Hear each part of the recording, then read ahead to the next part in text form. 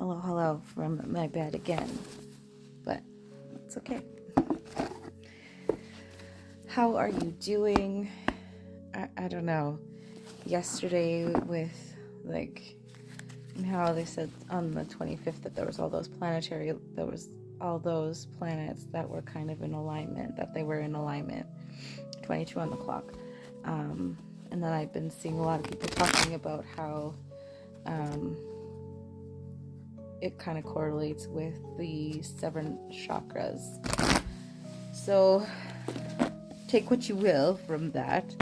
But yeah, about the 7 chakras and how there's an alignment that is happening. Things are being aligned. So maybe you're not feeling the greatest. Maybe you're going through ascension symptoms in whatever way. Body aches, pain, lower back pain, neck stiffness, congestion, nasal drip,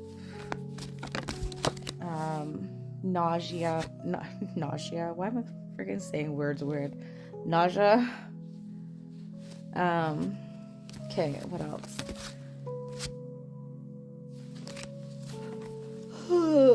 Okay, let's see. Spirit, what do we need to know about the energies that we are moving through at this time?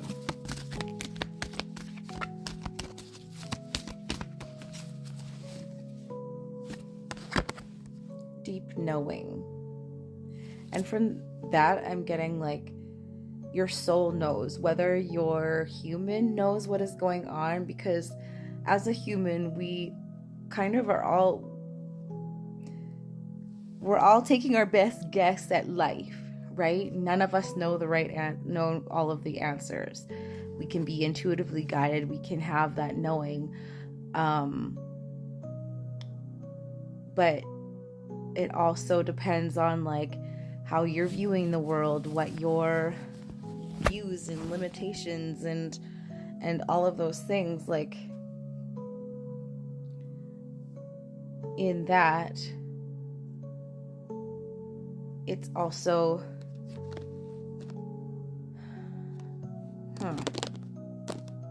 okay, so there's just, it depends. So you do have a deep knowing, whether you realize it or not, okay?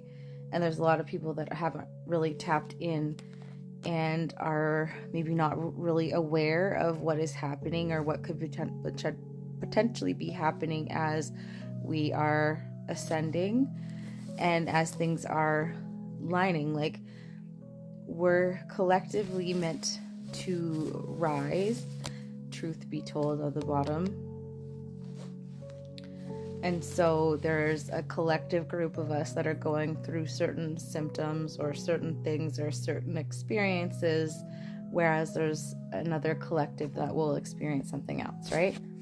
But right now you have a deep knowing, or you just should, or it's time, not should, whatever. It's time to tap into the knowledge that you do have. It's an infinite wisdom that is instilled within you. It's ingrained within you, and you don't have to logically explain it, because again, we're also stepping into the age of Aquarius, where you just have that knowing, right?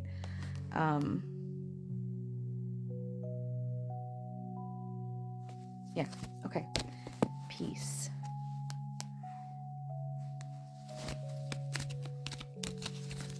All right, what else? Peace, love, and harmony. Okay, what else, Spirit? Any other messages from this deck? New life. Okay, so you knew. Maybe it's already happened for you. Maybe you've already stepped into a new life. You've stepped into this new energy, and it's now going from a deep knowing to you're actually living that new life. Truth be told. Isn't that freaking exciting? All right, what else?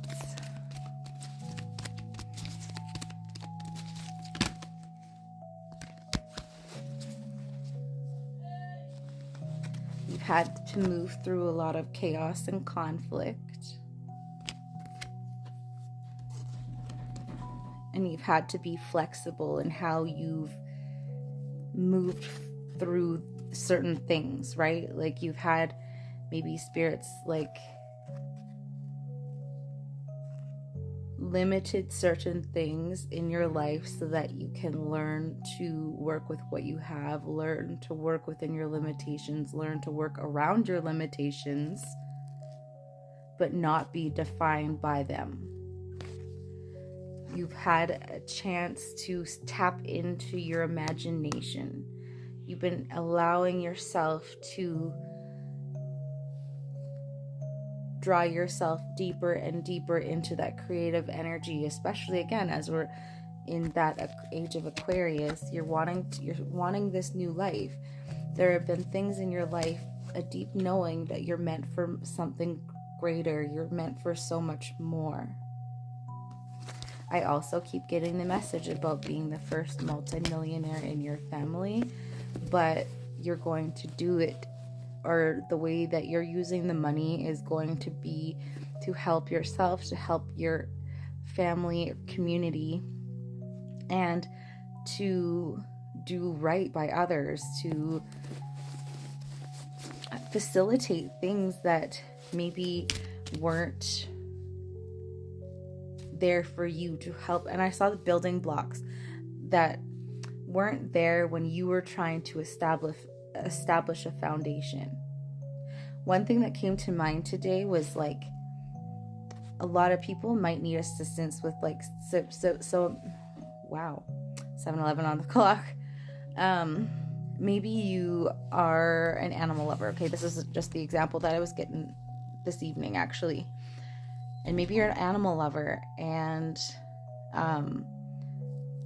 maybe you like to rescue or whatever, and it's just out of the kindness of your own heart. You don't always, maybe you don't have to go through an organization or anything, but maybe like the reason that these animals come into your life is not so that you monetarily have an abundance, but like you have an abundance of love, an abundance of time, an abundance of other things that can provide for this animal. And so there's a lot of people that will sit on their soapbox and say, well, you shouldn't have this animal because you can't do this, what, that, and the other.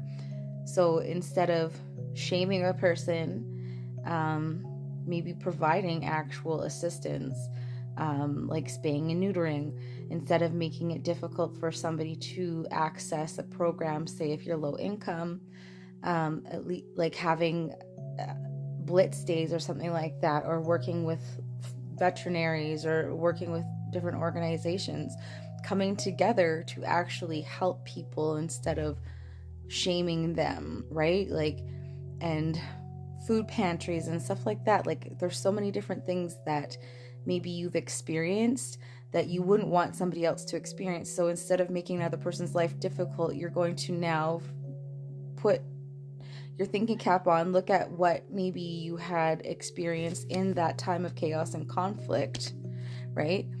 And see where things might have helped you.